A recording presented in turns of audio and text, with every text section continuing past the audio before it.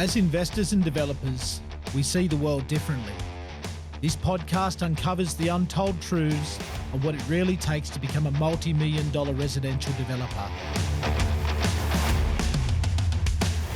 I'm Nathan Battishall. Let's get to work. Well, welcome to today's episode of the Residential Developer Podcast. My name's Nathan Battishall. I'm the host, and today I'm going to do something a little bit different. Every now and then I'm going to just jump on and just talk from my experience, talk through some strategies, some ideas on different types of projects, and just talk about different elements when it comes to residential development. So today I want to talk about corner blocks. Corner blocks are littered all over councils and suburbs and cities all across New South Wales. Now, back in the day when a lot of infill subdivision areas came about, quite often the corner blocks were quite large blocks. Not always, but if you look across 6 maps or you look across near maps or any different mapping software across many council and LGAs across New South Wales, you will see there's some really good sized corner blocks floating around. And these corner blocks are littered everywhere. And on these corner blocks, quite often, there's a little small house. There's a house in a perfect location where you can potentially develop that site without having to knock down the development. Often, developers and investors, the first thing they're looking to do is when it comes to infill development, is to look at a property they can knock down. For example, if it's a duplex, often they'll look at a site where they can knock it down, build 2 dwellings, whether it be attached or detached, and go from there. But a great, profitable little strategy that it's been around for a long time, but I think it often gets overlooked, and people see it as too small a project is the detached dual occupancy, or the 2 detached dwellings on a site. But often you can find the right site where you don't have to knock down the existing dwelling that's there. It involves hunting for the right site.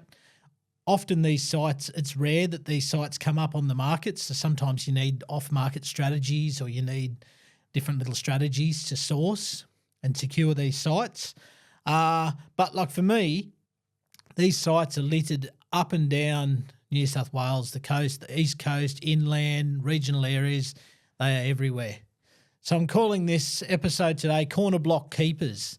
Sometimes it's vital to keep a property, keep a dwelling on a property. If you are switched on when it comes to running feasibilities, you'll often find that when you run a feasibility across being able to keep a dwelling and do another dwelling, the numbers are incredible as opposed to knocking down that existing dwelling to build 2 more. And as I said, these properties don't often come up on the market. If you do, you've got to be quick. But it's important to understand what you can and can't do, and to understand the potential that is out there in finding these corner block keepers, because they are all over the place. We've done a good number of them where we've seen clients really do well financially out of being able to keep these corner block dwellings.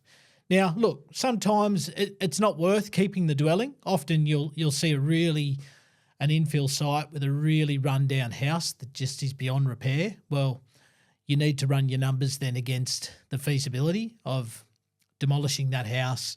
And then can you do 2? Can you do 3? Are they attached? Are they detached? Because obviously every different type of product brings a different level of resale value. If you look at it, like you could do 3. I've seen it before where sometimes you could do 3 on a block of land.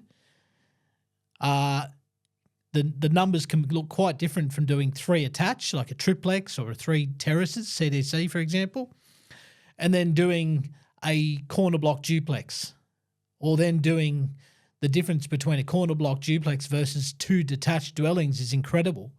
But I find the numbers are even better provided you get the site for the right price on a property where you've got a house that might be in fairly good substantial order, might just need a small reno or a lick of paint, some new carpet, maybe just a tidy up, maybe redo the bathroom, maybe potentially do the kitchen, depending on what's going to be required to get that resale of that property. But I find this little strategy I just want to spend a little bit of time in this episode talking about is a really good strategy especially for people wanting to do their first project, wanting to branch out and do a project where you're adding some value, getting more yield on a site, but also for an experienced developer who maybe wants to do a few of these things on scale. It's a really good strategy too if you're wanting to potentially hold a brand new property at the end. So generally, there's a couple of key things you need to do. You've got to obviously look for a site, and I want to speak into detached dual occupancy. Under the low-rise diversity code, and a lot of people don't realise this, but under the low-rise diversity housing code, you can keep an existing house. Let's say, for example, a corner block. You could have a house that's really well positioned and located on a corner block where there is adequate room to put a second dwelling and then be able to subdivide, whether that be through a Torrens title or through a strata subdivision. But there is lots of corner blocks, especially out there, where you have that potential to do that type of scenario, because under the low-rise diversity housing code, the two dwellings have to address the street. Now, I get a lot of people come and they'll find a really long rectangular block with a house at the front. The typical, the great Australian dream, was to have that quarter-acre block, where it's got the house in the front and the massive backyard. Now, a lot of people come and they'll say, I want to do a CDC, dual occupancy, put a house on the back. But straight away, that can't be done, because under the low-rise diversity code, the two dwellings have to address the street. So the moment you've got to put another dwelling in the back, that triggers a development application, provided that the lot size is big enough, the width of the block, the size of the block, the subdivision size of the block is permissible within that particular council through the LEP. That triggers a DA. The other option is you can do a secondary dwelling, which is, we call them granny flats, provided it's 450 square metres. But the disadvantage of a granny flat, if you're looking to maybe lower the debt on the property, maybe you've got to sell one of those properties just to really lower down the debt. You might want to then hold a property with a small mortgage, or maybe sometimes no mortgage attached to it. You can't do that with a granny flat. If you are looking at long-term hold, maybe the granny flat can be great because you've got two rental incomes. But a lot of people like that opportunity to subdivide, and especially if the block's a substantial size. Sometimes it's not justifiable just to put a granny flat on it. So sometimes the DA pathway can be great. But for corner blocks, and I'm obviously talking about corner block keepers today, these are ones you can really generate some incredible profit on, is to look for a site that first and foremost allows a dual occupancy. And you need to make sure it allows a detached dual occupancy. Some councils, not all councils, but some councils have a minimum lot size for an attached dual occupancy and a minimum lot size for a detached dual occupancy, okay? And it's important to identify that. I've seen this before, where people have bought a site thinking they could do two detached dwellings, but they didn't read the fine print in that particular council's LEP that said, for example, the minimum lot size to do an attached dual occupancy is 500 square metres. Then the minimum lot size to do a detached dual occupancy is 700. All of a sudden they've bought a block for 600 square metres, wanting to do two detached dwellings, can't be done. So then they've got to attach those dwellings. And you might say, well, it's still a dual occupancy and still get subdivision. You're 100% right. But depending on what you paid for the site and the numbers you ran, if you ran your numbers on two detached dwellings, but you're definitely going to get substantially less for a duplex than you will two standalone dwellings. That's a very much a common principle in most parts of New South Wales, that a standalone house will always be worth more than a dual lock. So that's a really key thing, to look for that type of site. But again, you need to also make sure that this type of site can house the adequate size property. And the reason I like going down the CDC pathway, if it's at all possible for this type of scenario, the corner block's perfect, because if you've got the existing house, for example, facing this street, West Street, for example, and then the other street's North Street, and you've got an adequate opportunity to put another dwelling detached on that site, you've then got two separate dwellings addressing different streets, okay, which is a huge advantage, but it complies under the low-rise code because those properties are addressing the street, and you can do a detached dual occupancy under the low-rise code. A lot of people just think you can only do a duplex. You can do two standalone houses that are called detached dual occupancies, and you can do the Torrens or the strata subdivision. And although it's called a detached dual occupancy for an approval purpose, once it's built, once you get OC, once you get that subdivision, essentially they're like standalone houses. We can design those houses to look completely different because they're not attached. They can be designed to have their own roof lines, their own characteristics. They can be designed to literally look like two separate houses, and the corner blocks are perfect because you might have a garage of that existing house facing West Street, and then you can have this other house that looks completely different with its own garage, completely detached, facing North Street. It's a really, really good strategy, but there's some really key things that you need to look out for, especially if you're wanting to do it under the low-rise diversity code. Some really key things. See, under most councils under a DA, when you detach two dwellings, you have to comply with the NCC for fire separation. And that generally will require to have a 1.8 metre separation between the two buildings. A granny flat's the same thing. When you build a detached secondary dwelling, you've got to be 1.8 metres from the house. If it's closer than that, you then have to fire rate the wall. So same thing under the low-rise diversity code. It's a requirement under that code. If you detach those dwellings, you have to have a 3 metre separation. And some people don't factor that in when they're running their due diligence. They're thinking the 1.8 standard that you'll do for a DA and as per the NCC. But if you look in the SEP for the detached dual occupancy, you're required to have that 3 metre separation.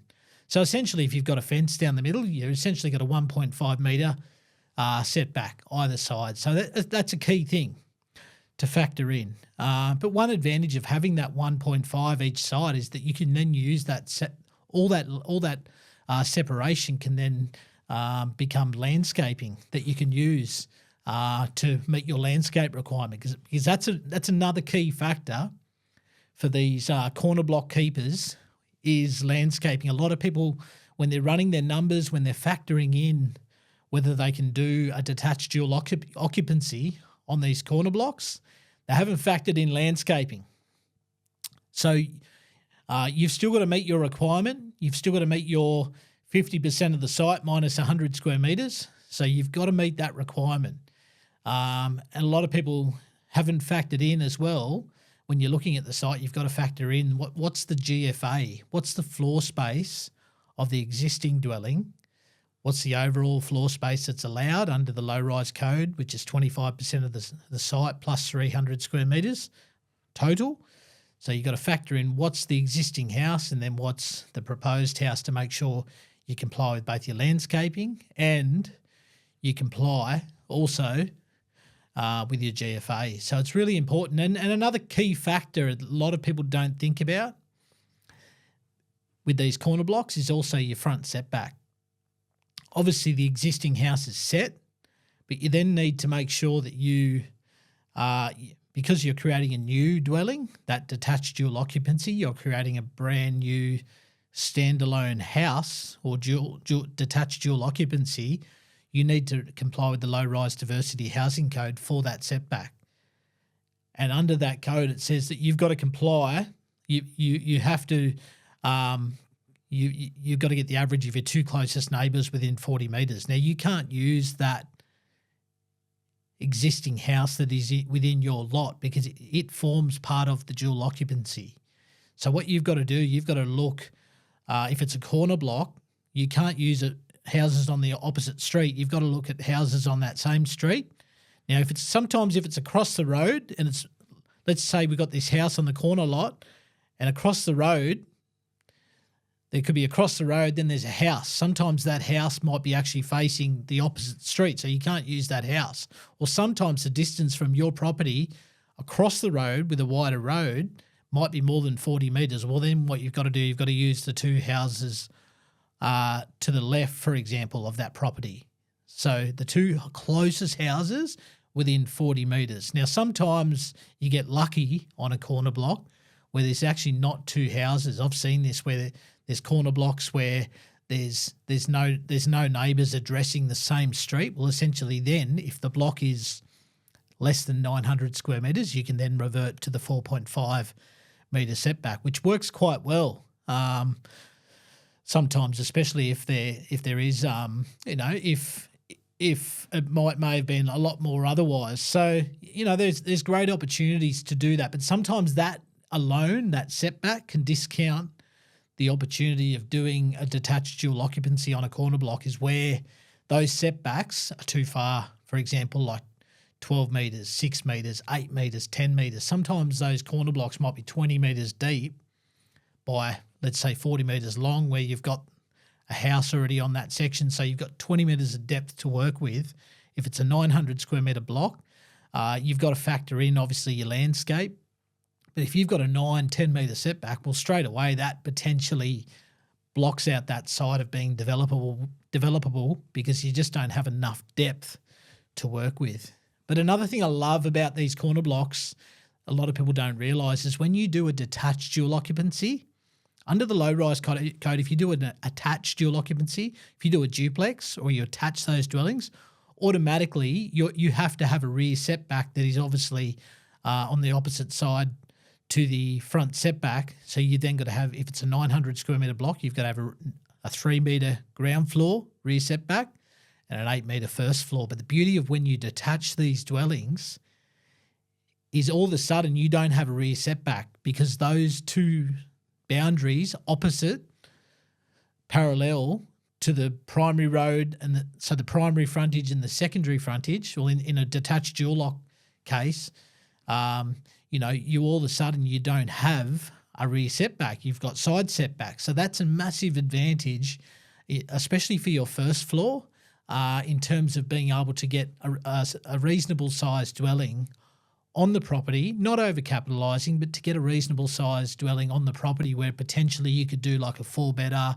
We're often able to do like a 4-bedroom, double garage, nice sized living area, like a full size house on these properties detached. So once you subdivide, you've got a really nice full size house on the property. And a lot of people think, oh, well, you're potentially overdeveloping the site. But the one good thing about the low-rise diversity code they've factored in is you've still got to meet your landscape requirement. So you can't just completely fill up a site and bulk out a site. You've still got to comply with your landscape. You've still got to have your private open space. You've still got to have your setbacks, your side setbacks. You've got to have that 3 metre separation between the two dwellings. You've obviously got to get your average front setback. You've got to meet both your front and your rear landscape requirements. So 50% of the landscape has to be behind the front building line.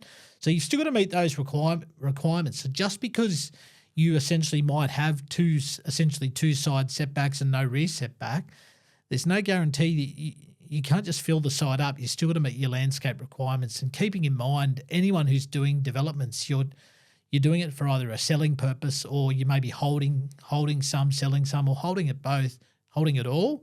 You still got to make sure these dwellings are livable, because if you're designing two standalone houses, essentially you want to make sure that they have a feel, that the indoor and the outdoor connection of these dwellings feels like a home. It doesn't feel like a unit, doesn't feel like a townhouse. It feels like a fully fledged home, because these corner block keepers are really primed to be able to really create a product that is substantially different to maybe the typical dual lock or the typical duplex type scenario. So look, these blocks, they're really key. You've just got to make sure that you factor in a lot of these elements when you are sourcing these sites. You've got to make sure that there's some really key things to look for. So some of these things that I'm sharing today, it's very much to give you some initial insight and some understanding when you are looking for these sites, because you are going to essentially cross a lot of these sites out. you're going to get excited and see a range of sites, and straight away you'll be able to discount them for various reasons. Sometimes the existing house is just too central on the site. Sometimes there's just no avenue or opportunity for the driveway crossover to work due to street trees. Sometimes the fall of the block just doesn't particularly suit that site. But it's also important to factor in your solar access too, because just because it's a CDC doesn't necessarily mean that you've got to factor in that you've got to receive that adequate sunlight to comply with your design verification statement. You've got to make sure that you're not going to adversely impact or overshadow. Even though it's a CDC, you've still got to tick those boxes and make sure that you factor those elements in. But these corner blocks are literally all over the place. Like I was helping a client look for a site in Albury, a beautiful regional area, growing, heaps of industry, just a great regional area. And it was funny, like we were just chatting and literally like we're just looking, and all of a sudden all these really good, suitable, large corner lots came up where you could literally do like a full-blown house, like a nice size, family size, single story. Obviously single story is great because that suits regional areas, especially not having to go double story. But it was just terrific where you could fit like a full-size 4-bedroom, 2 living area, double garage, CDC, so no council, fast-track approval, Torrens title, flat block, where you can do this type of scenario. And these are everywhere. Like I look at sites in Sydney, sites in Newcastle, Wollongong, regional areas, Wagga, Dubbo, Albury, as I mentioned, Goulburn, like we're talking like Orange, there's areas, Coffs Harbour, Port Macquarie.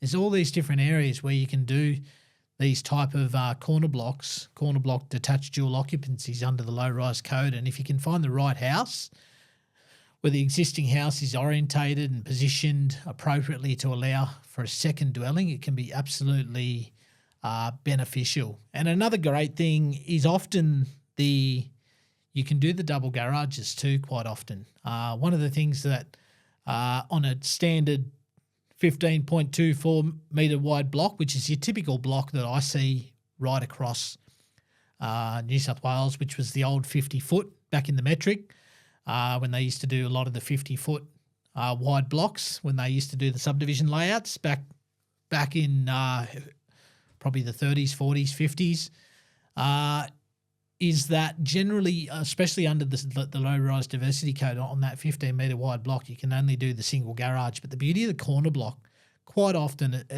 it's a more substantial width where, for example, the block, if it's over 25 metres, you can quite often then do a double garage. And obviously from a resale point of view, a double garage can make a huge difference to the resale and to the value of that property than having a single garage.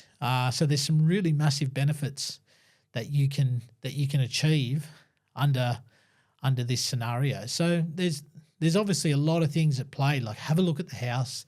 What's the condition of the house in?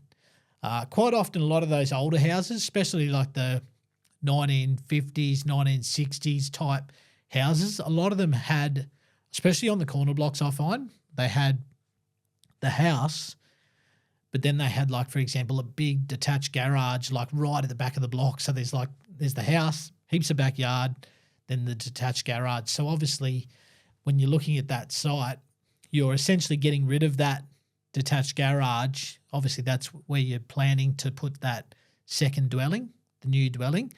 But under the low-rise code, you've still got to have car parking for that existing dwelling. So that's another important thing to factor in when you're looking at is a site viable, is a site possible, is how are you going to address the car parking situation for the existing dwelling. And this is where some people, again, by not doing their due diligence, by not really cross-checking and making sure that that you can factor that in, is where can that car go? Like, does that car need to go, does that car need to go closer to the house? Do you need to create a new garage for that car? Or is there sometimes there's adequate space down the side of the property where you can have the car just change the direction on the street, provided council will let you put a driveway crossover in. So it's important to factor in that as well, because that's a big key thing. But also you need to make sure the existing house does it have a private open space? Sometimes they don't have a private open space, so you've got to consider that as well. Does the living area have the potential to open out onto that private open space? Sometimes you might have to demolish part of the existing house, and I've seen this where there might be like a big, large sleep out, but that sleep out's impacting part of the being able to put that new detached dwelling on them, or by removing that sleep out that really doesn't have a whole lot of purpose. There's a lot more value maybe possibly in putting that second dwelling on, remove the sleep out, so you can get that 3 metre separation. So there's lots of scenarios at play, but I find obviously it's important and key to have planners, designers and people who can help you with these moving pieces. But I find it's important when you're hunting for a site, when you're looking for a site, whether it be on market or off market, to really brainstorm and workshop and play around with those ideas in your head. Go through the code, get an understanding of the code, so that you can find some of these hidden gems that are out there. They just have to be found. They just have to be looked for. Like I've had clients negotiate or go and buy a site with the view to live in that existing property. And this is a really cool scenario where I've got a live project in Balgownie in the northern suburbs of Wollongong. Beautiful couple. They bought a corner block property with the idea to one day develop that site. It was they weren't even sure what they could do on it. They bought the site. They lived in the existing dwelling, and it was in reasonable nick. They lived in the existing dwelling, did a little bit, just gave it some TLC, some touch-ups, and they lived in that property. But then they decided, you know what, we want to do another dwelling. So we discovered for them, at first they were looking at, they thought they'd probably have to do an attached dual occupancy, so attaching it, doing a duplex. We looked at the site, we assessed it, and then we determined that no, this site's big enough and adequate enough where we could detach these dwellings, and you could actually, you could actually have two standalone houses, knowing that the standalone house will be worth substantially more than an attached dwelling. So they essentially lived in this property next door while we were doing the planning, getting the approvals for this full-sized house next door, completely detached, 3 metre separation to comply, setbacks all worked out fine. We're able to get the landscape to work. We're able to get a full-size brand new dwelling. So essentially we got the approval. Again, they're still living next door, paying their mortgage off next door. They'd bought it some years earlier, so they got it for a really good price. They'd already chipped away at their mortgage. But the exciting thing was, while they were living in that property, next door was being built. And as that property was starting to get built, it got towards the end of the process of building that property. They then because they had a CDC approval, you can literally do a pre-sale. You can sell next door. We hadn't got the subdivision yet, so the actual